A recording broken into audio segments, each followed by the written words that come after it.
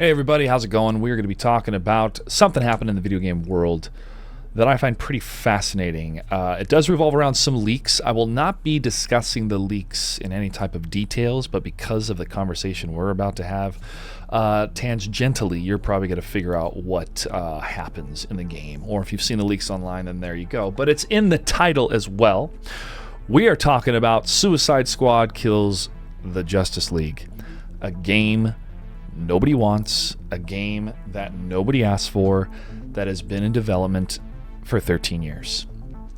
It started back in 2010, folks. Okay, let's break down the universe this game is coming from. It's the Arkham universe, developed by Rocksteady, featuring Batman, played by Kevin Conroy. Now, these three titles, Batman Arkham Asylum, Batman Arkham City, and Batman Arkham Knight, also featured Mark Hamill as the Joker.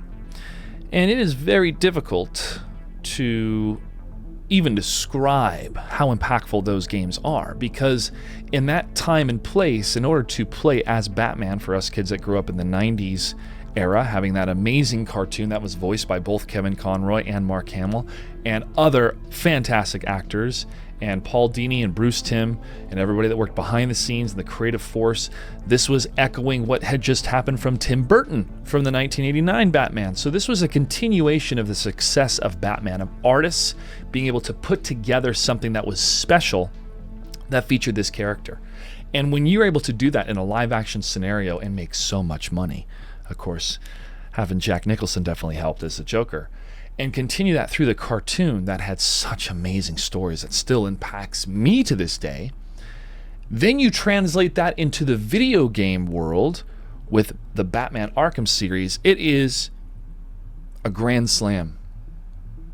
Batman, the combat that you could execute, not just as Batman, but also you'd play as Robin and Catwoman, and each had their own different style.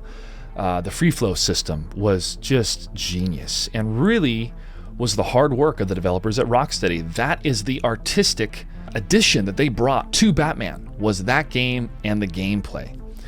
So here we are in 2023.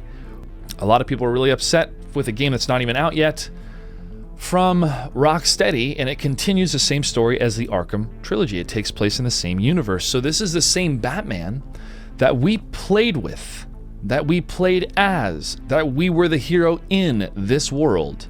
This hero that was voiced by the same actor that made him come to life in the animated series. So we have very high expectations when it comes to this game title. Now, I don't really want to play as any members of the Justice League. I don't think they're as cool as Batman. What I wanted after the Arkham series was a Superman game. Now, here's my Superman game pitch, okay? You play as Superman and Clark Kent in a couple scenarios, but you are so powerful that if you make a mistake, if you mess up, if you crash into a building, it's game over. If a citizen gets harmed, it's game over. You have to start again. So it's like reverse Dark Souls.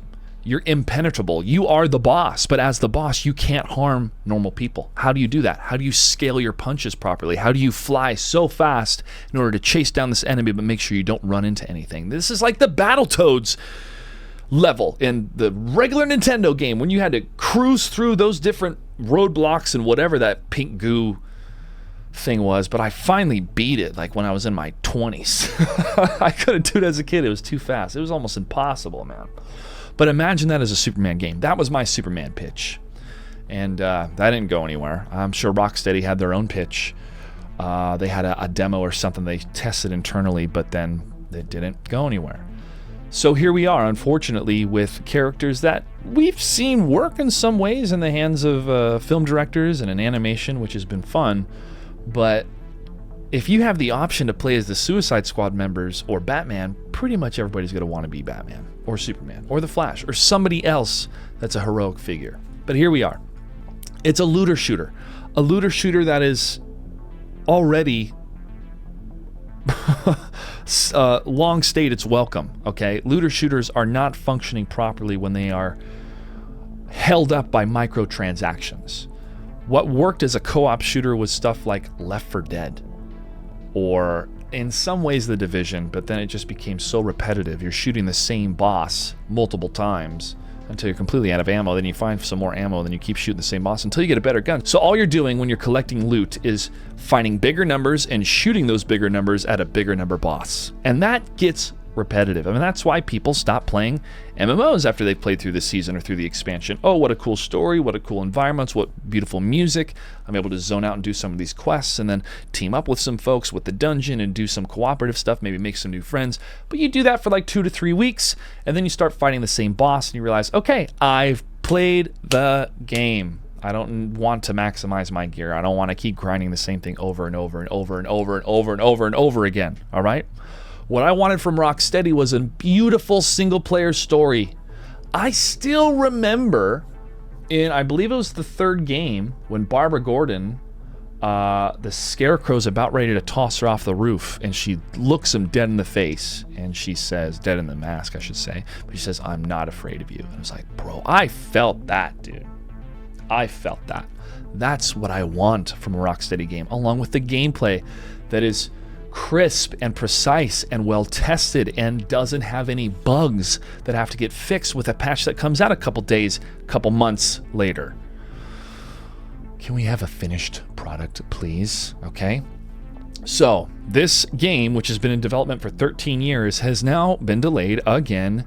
It's releasing, I think, in February, maybe? It's releasing early next year, okay? We'll just say that. And some leaks have come out today that reveal what happens in part of the game. And it reveals it in the title. And there were 2 arguments that I would see people say on Twitter. One was, oh, you know what's going to happen in the story because it's in the title. Okay, fair enough. But still, the anger that people have is, I don't want to play this game. I don't want to do this. I don't want to see Luke Skywalker be a failure. I don't want to see Han Solo get killed. I want to see my heroes go through some sort of tough scenario. Maybe they have fallen a little bit. Maybe the Jedi did fail, but then pick themselves back up or be motivated to pick themselves back up and have a great character journey instead of, oh no, they just die because they're failures. Why do I bring up Star Wars? Nobody wanted that. This is what you brought artistically to the table, and it divided the fans and continues to cause anger. Okay? If that's what you're going for as an artist, I mean, kudos for sure, and there should be room for creativity. But by golly, at the sacrifice of what's already been built, what are you doing? What are you doing? This is studio malpractice. Why would you seal the fate of a character that so many of us resonate with, that has helped be the moral compass of our lives, that has also allowed us to reflect and realize, like, oh wait, maybe having a masked dude beating up criminals in the street is not going to change much. Maybe it's going to have to take somebody with a lot of power and money to change the system. So I wanted to see more of what Bruce Wayne could do rather than Batman. And I always thought that to be a very fascinating take on the story of, like, well, all right, we're cleaning up crime in the streets. No, it's just the same cycle over and over again. It's called poverty. I thought that would have been an amazing story, maybe as a game, maybe as a novel or as an animated story, and that's been explored more in comedy. And I did like more of, I love the Batman. I love Robert Pattinson as the Batman. I love that movie because it is about Batman and him growing as a character. So that's what we all want to see, okay? Godzilla -1, one of the best films of the year, maybe one of the best films of all time. It's about the characters. It's about the characters and the suffering and the growth they go through. This is why that film is resonating so much around the world. What does this all have to tie into? If you have, this is the second argument that people were bringing up on Twitter, online. Oh, well, nobody knew that Kevin Conroy was going to pass away. We didn't know that Carrie Fisher was going to pass away. But why would you, as a studio, as a creative person, instead of maximizing the potential of this actor, of this person's time, of our time as the audience, you're like, this seems that we can just do this, and it may be a bit frivolous, or it may be kind of an alternate take, or take us down a different road, which that's okay. But a 13-year gap? Hold on, let me check something real quick, chat. Let me check something here. When did Arkham Knight release? The last time that Kevin Conroy played Batman in the video games for the Arkham series was in 2015 for Arkham Knight. So you have 8 years that we could have had something different with Kevin Conroy. And I know that's such a big what if. And I know that may not be the fairest argument to make. But we're all dying. We're all going to die one day.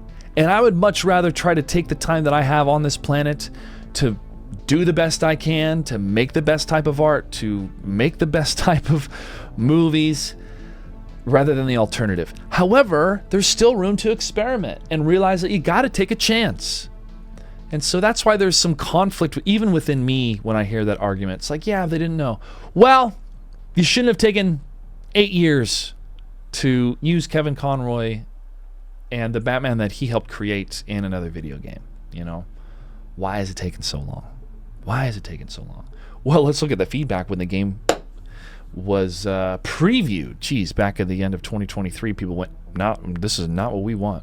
I don't know. I was like in the summertime, I think, and they're like, "All right, we're going to push it back another 6, 7, 8 months." I could continue to keep going on a tangent, but I want to condense this into one major final argument, and this is pulling directly from the website. Okay, here we are on the main Suicide Squad Kills the Justice League page. All right, we go to media. This is the website. You go to frequently asked questions. It gives you a breakdown about the game. You go to pre-order now.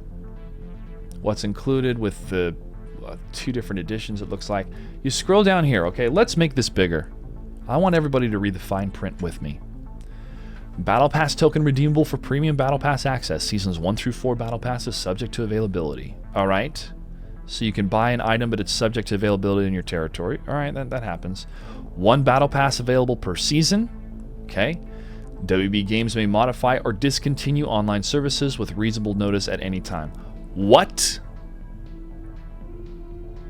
This is an online-only game. You are telling me I'm not buying the game. I'm buying a license, quote unquote. So I'm not buying the game. I'm buying a license to play the game. Even if I buy the disc, it's just a license to play the game.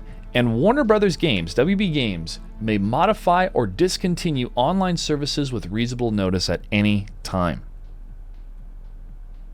Let me say this one more time for the people in the back. WB Games may modify or discontinue online services with reasonable notice at any time.